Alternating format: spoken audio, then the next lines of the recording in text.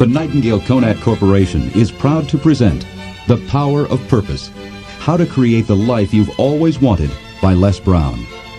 From the humblest of beginnings, Les Brown has emerged as one of the most sought-after motivational speakers and consultants in the world today.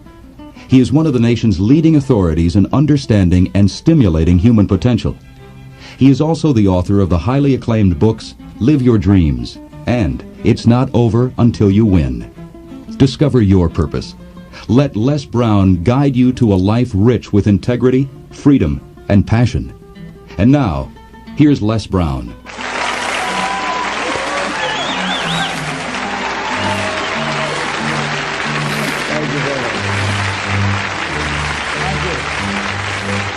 I want to talk to you about those that are making it today, or what it takes to make it today. In a time of great uncertainty, and a time of change that's taking place around the world, and a time when people are feeling a great deal of anxiety and fear and reservations about the future, at a time when people are going to work and don't know whether or not they will have a job when they get off, and not necessarily because of their performance, but because of what's happening in the economy. At a time when there are challenges, more so than ever before, in personal relationships. When we look at what's happening on the crime level and what's happening with our youth, that many times I'm sure that we've all taken time just to stop and reflect. Many times when we hear what's happening in the news or read the newspapers, where's all of this leading to? What's going on here? And so I think that now more than ever, we must begin to look at what are the things that we can do that would put us on some firm footing in life, that will enable us to do some things and use some powers that we have, that many of us go through life never ever discovering that we have those things going for us. And part of that, I believe, is knowing what it is your life work. What is it that gives your life a sense of meaning and purpose? Because once you find that, it puts you in your power place. See, if you know what your life work is, I encourage you to start working on it. If you can't do it all at one time, do just a little bit of it. And if you don't know what it is that you showed up to do, if you don't know why you're here, I encourage you to find out what your purpose is here. What is the meaning of your life? What will be different? Have you ever asked yourself that question? I've done that. I remember coming from a friend of mine's funeral, and I was reflecting on how much time I had left. And I went for a walk in a park thinking about this guy whose life was so promising. And I mean, he wasn't an old guy. He was quite young, in fact. And I thought about all of the things that he said he was going to do, and he never got a chance to do those things. And I started thinking about my own life and how much time I had left to do the things that I would like to do. And at that time, I wasn't sure what my life purpose was, what my life's work was. I wasn't sure about it at that time. And I thought about it quite a lot. I had some idea, but I wasn't convinced. That I don't think I felt worthy. I didn't believe that it could be me to do this kind of work that I'm doing right now. And I say to you that if you begin to take a conscious effort to find out what it is that you're supposed to do, I say that it can literally save your life. I said that it can literally save your life. I was telling a group of people of a study that was conducted. Dr. Larry Darcy, who wrote a book called Recovering the Soul, he said, human beings are the only living species that has achieved the dubious distinction of dying or having a stroke or a heart attack on a certain day. If you ask most people, what would you say the primary cause of why people will have a heart attack or stroke? Many people will say, well, because they smoke cigarettes, or because of high cholesterol, or because of stress, or because of obesity. And all of those things are contributing factors. But ladies and gentlemen, more heart attacks take place in this country on Monday morning between 8 and 9 a.m. That's when the majority of people who have their first heart attacks have them. 85% of the American public, according to recent studies, are going to jobs that they hate, working on jobs that do not challenge them. They get sick thinking about going. Migraine headaches. After the Sunday afternoon football game or 60 Minutes, the anxiety began to build. And come Monday morning, they drop dead of a broken heart. Some of you ought to think about not going to work on Monday.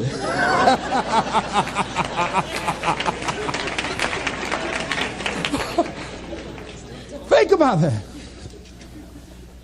People are literally dying to go to work.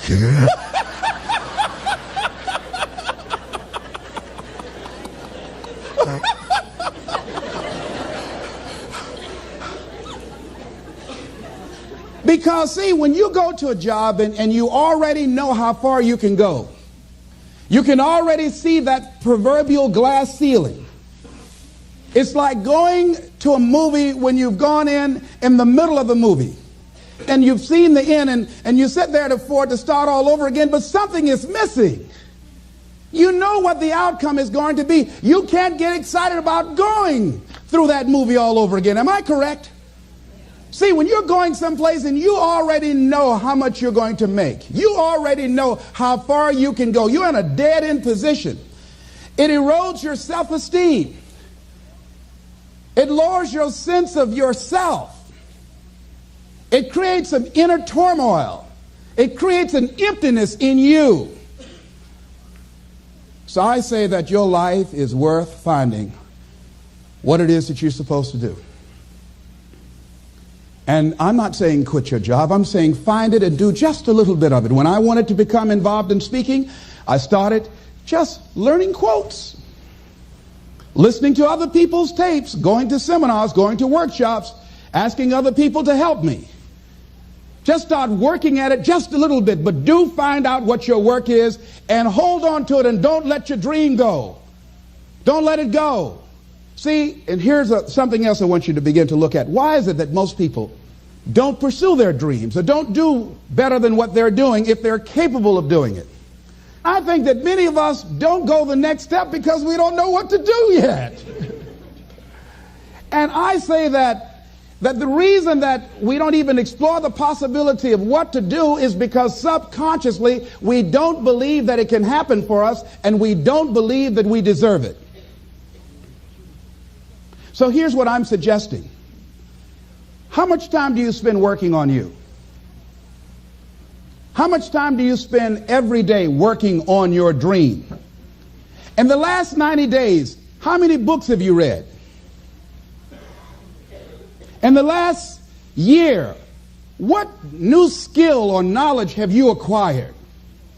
What kind of investment have you made in you? So I'm saying that as you begin to look at where you want to go, if you want to make it today, and things are changing so fast you have to literally run to stand still, I'm saying that you've got to make some conscious effort to begin to work to develop you.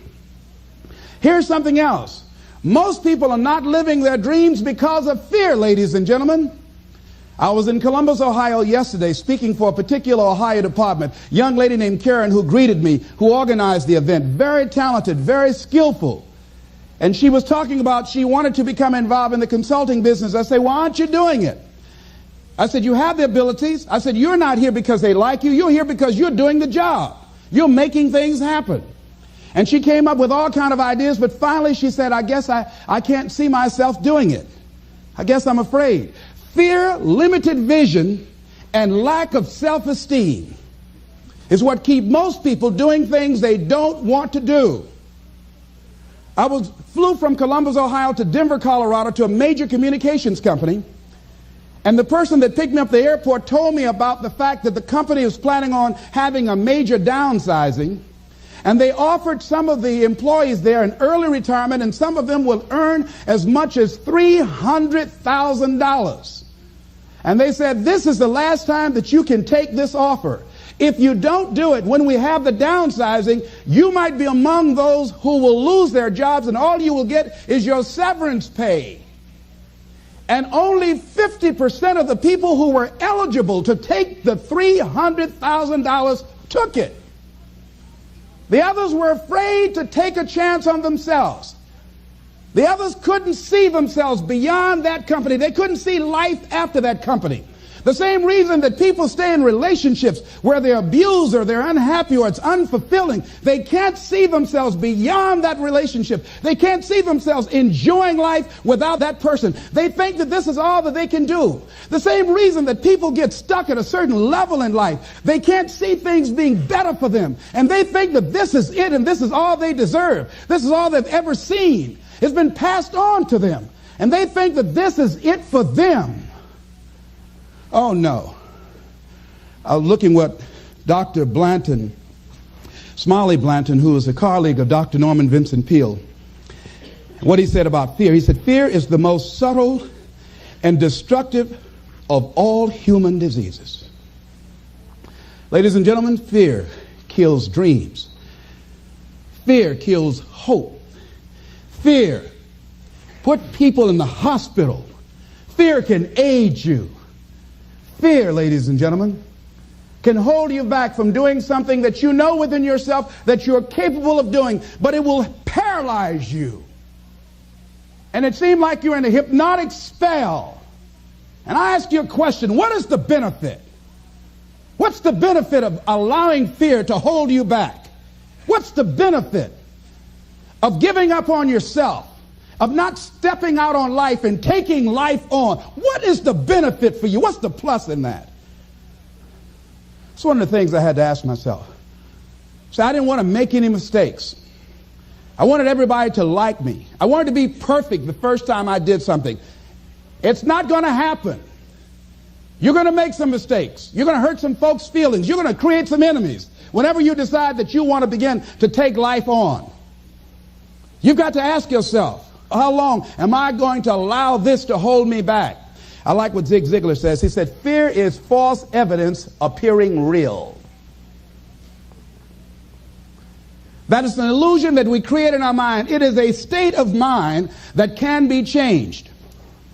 So let's look at how we can begin to take some steps to restructure that fear, to begin to expand our visions of ourselves, to begin to increase our self-esteem. Webster said that self-esteem means confidence and satisfaction in oneself. Look at your life right now. Whatever you've done up to this point in time, your life is working. Whatever you have produced, it came out of you as a result of the kind of person that you have become. It's a result of your choices. It's a result of your consciousness.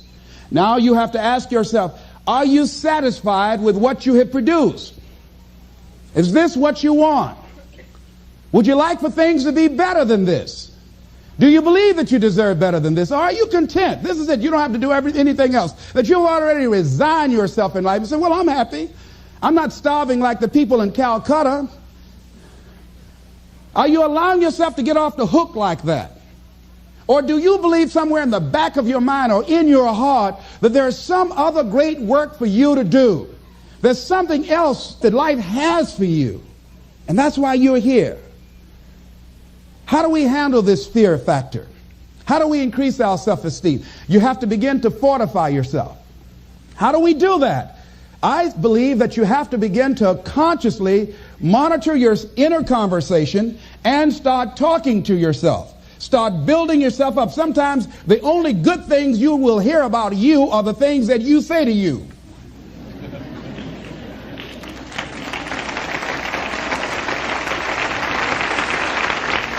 Young lady that was in the audience this afternoon said to me, I told myself yesterday for the first time, I'm proud of me.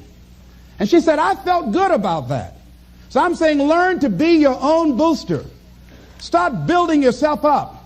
Start encouraging yourself. Start saying, I can do this. I can make this happen. When I started thinking about becoming a speaker, I said, yes, I can do this. I can make this happen. When I start trying to convince myself I can be a businessman after flopping and failing and losing thousands of dollars and feeling stupid and dumb, and having people take advantage of me because of what I didn't know. I had to talk to myself because people were saying to me that I was dumb. And somewhere in the back of my mind, I was saying, you're right, look at what I've done. I had to say, no, Les. Hey, come on, man, get yourself together. You can handle this, you just haven't figured it out yet. It's all right, this is your training period. This is the tuition you have to pay for what you don't know. You can do this, other people have done it. It doesn't take an Einstein. Get you some people that can teach you some stuff that you don't know. Get you some people that have done it successfully and learn from them. Take some seminars, workshops, read some books on how to manage a business. Change the way you see yourself and begin to tend to the personal details. Understand that nobody's going to take care of your business better than you. And when I start changing that kind of mindset of beating myself up because of my mistakes, and start looking at the possibility of my doing better, of my making the adjustment that would enable me to do what I want to do successfully, things begin to change. And I'm saying, stop beating up on yourself. You do it. I know you do it. I've done it. It's a natural inclination for us to put ourselves down. See, we are born negative, I think, in a negative consciousness because we live in a negative world. See, you don't have to teach children to lie. They'll lie automatically. Did you wet in your pants? No, I did not. Well, what is that? I don't know. You don't have to encourage kids to misbehave. They will do it by themselves. You don't have to encourage them to do the wrong thing. They will do it automatically. You have to correct their behavior. So I'm saying that we have to work through the challenges of life in learning how to begin to work to fortify ourselves. Repeat after me, please. I can live my dream. I can find my purpose in life. And live my purpose. I deserve more from myself. I deserve more from life. Shake somebody's hand on your right and left and say, you deserve more from life too.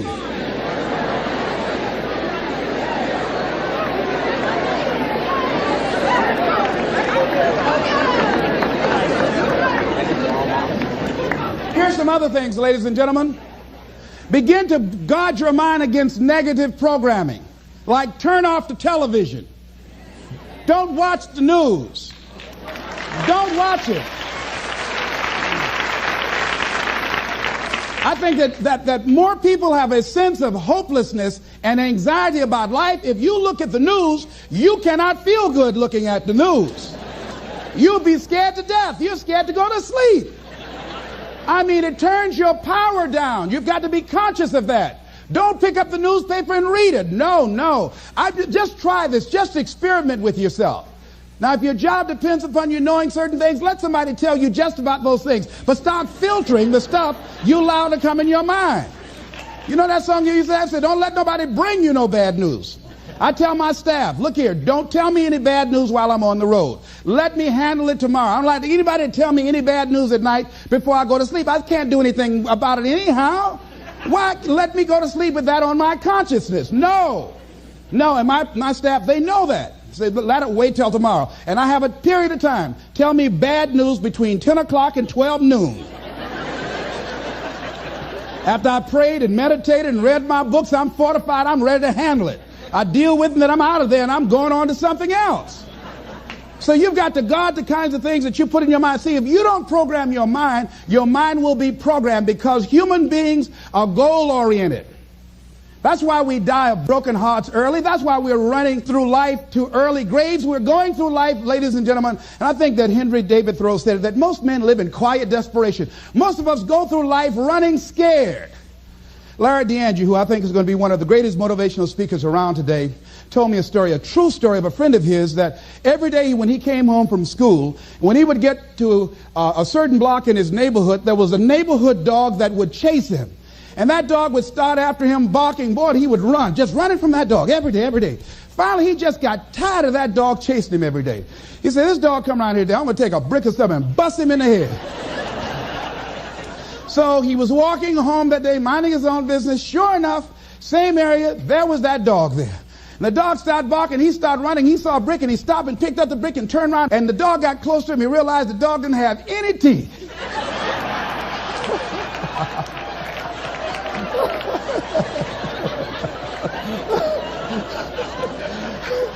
He said he put the brick down and said, get on out my way. And ladies and gentlemen, all our lives, many of us go through life running from things that ain't got no teeth to do us any harm.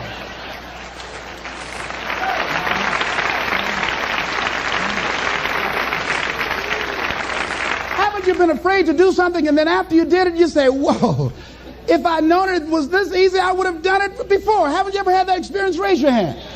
Absolutely. So we created this in our minds, false evidence appearing real. We made it real in our minds. That's why Churchill said there's nothing to fear but fear itself. That's the destructive monster. So turn off things that can contribute to your fear. Turn a deaf ear to people that all they can do is talk about how negative things are because they have bought into the consciousness of the world. Start attending workshops, seminars, listening to tapes on a daily basis to begin to recondition your mind, to retrain your thinking. Faith comes by what? Hearing and hearing and hearing. Listen to things that can empower you, that can enable you to create a new reality for yourself, in a new life for yourself. You might appear to be strange around most people. You know, most people think you're strange if you're happy today. People say, how you doing? I said, better than good. Whoa, what's wrong with him? Just go around smiling and watch people. Look at this. Is this a weird guy over here? Because most people don't smile. Watch them. Look at their faces in the morning. Here we go, another Monday morning. How you doing? Haven't had my coffee yet. Don't ask me. See, these people have not found their purpose in life. That's why they're grumpy. That's why they're miserable. That's why they're so negative. They're hurting and they want to hurt other people. So start practicing using programs for your mind. Seminars, books, workshops. Keep a journal. Record your thoughts. What's happening with you? Every day when you get up, have a journal near you. I use a Jack Boland journal so that I can write down my ideas. I keep it by my bed so I can write down my thoughts. See, ladies and gentlemen, we get 3 to 4 thoughts a year that if we would act on those thoughts, they could change our life. Don't say, well, I'll remember that. No, write that thought down. I got a thought today I wrote down. A friend of mine is in the hospital. His morale is low. They're talking about amputating his foot. He's got to feel very bad. So I said, you know, not only am I going to see him, but I can't be there with him all the time. I said, I'm going to create a tape for him that he can listen to that will heighten his level of morale. We told him the other night, don't go to surgery. You are depressed. Your energy level is down. No, tell him not now. Don't do it now. In fact, most doctors who have any sense of awareness don't perform surgery on patients that are in a state of fear, that don't think they will make it. They wait till they're in a different state of mind. So I said, what about making tapes for people that are facing physical challenges? I said, that's a good idea. All right?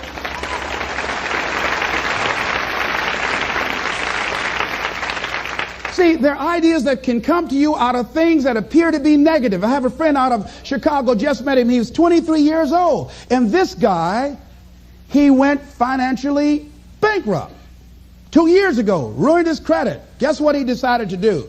He found a blessing in it. He wanted to restore his credit. It was very challenging, very difficult. And he realized that a lot of other people during these particular times have ruined their credit. So now he started a credit repair business. Last year he earned over $100,000 helping people to restore their credit. I met a young lady who attends this church, that she was at her father's funeral and she was putting flowers on her father's grave, and she looked around and saw the other grave sites. They did not look well groomed and they were not attended to on a regular basis. She started a grave site maintenance business. Out of that tragedy, something positive has come out of it. And now she's earning more money doing that than on her present job. What idea are you sitting on? Write your ideas down. And then, once you get that idea, take the leap. Hello? Take the leap. See, a lot of people get the ideas and just walk around with them. Have you ever had an idea and all of a sudden you looked around and somebody had that idea and gone with it? Think you're going to be going with my hospital idea. Forget that, buddy. We will be out there together, Jack. Take the leap. See, it's out here in the universe. If you don't take the plunge, I guarantee you, somebody else will. Take the plunge. Go into action. And ladies and gentlemen, you will be surprised how things will come together. You'll be surprised. Now, you're going to have some difficult challenges. I can tell you that now. Be aware of that. Things are not going to work out exactly right. For a time they will, sometimes. And that's when life is just playing a game with you. Want you to feel good and relax. And then after a while, say, okay, the honeymoon's over now. And then life will come over there and slap you side the head. Say, what you doing out here? Well, this is my dream life. Is that right? Come over here a minute. Oh, you went to the seminar, huh? Come here. I can tell you that. But ladies and gentlemen, go into action with your dream. And don't avoid where the fights are. Get in the midst of the fight. And get some hickeys on your head. Get knocked down so you can learn how to fight, so you can hold your position. See, most people don't get out in the arena of life because they don't want to fight. Most people don't get out there because they don't want to get knocked down. They don't want to be dropped to their knees. But see, you're going to be dropped whether you're on the field or whether or not you're sitting on the sidelines. You're going to be dropped. So at least get dropped for something. Don't get knocked down while you're sitting down. See, that's how most people are spectators in life. You don't want to be a spectator. You want to get out in the field where the action is. And you will be amazed. After the struggle, there will be a calm period and things will begin to click for you. Come out here with what you got. You don't have enough money? Don't worry about it. You got the dream. You got the idea. You don't have enough resources? Don't worry about it. You need some help? Don't worry about it. You get out here in the arena, someone will look at you and become inspired and say, hey, can I help you? But if you're sitting up on the bleachers, nobody's going to ask you anything. You've got to get into the flow of action. Frances Harth called me from Chicago. She had been sitting on an idea of a show that she wanted to produce for 10 years called Mind-Body Connection. So someone saw me speaking in Chicago at a sorority convention and said, I saw a guy that perhaps can host this show for you who has energy and charisma. She called me. She was so fired up. I said, listen, on the day that you want to do that, I'm speaking in Chicago. I can do it for you. And I said, by the way, I met somebody 2 weeks ago in Baltimore who has an idea of the same type of show, and she's doing it on radio. Why don't you call her?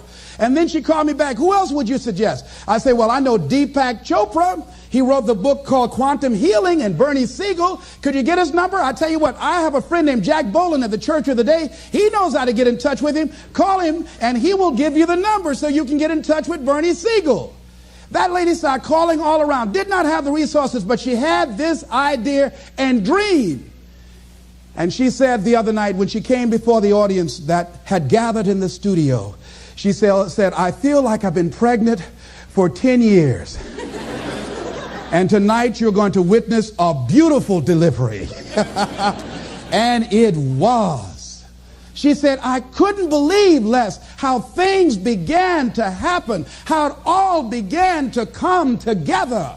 And how many of you ever started on some dream and you didn't have all your stuff together, but you just went out there with nothing but faith, and things begin to happen for you? Raise your hand if you know what I'm talking about. Ladies and gentlemen, those hands up there, it's proof. The proof is in the pudding.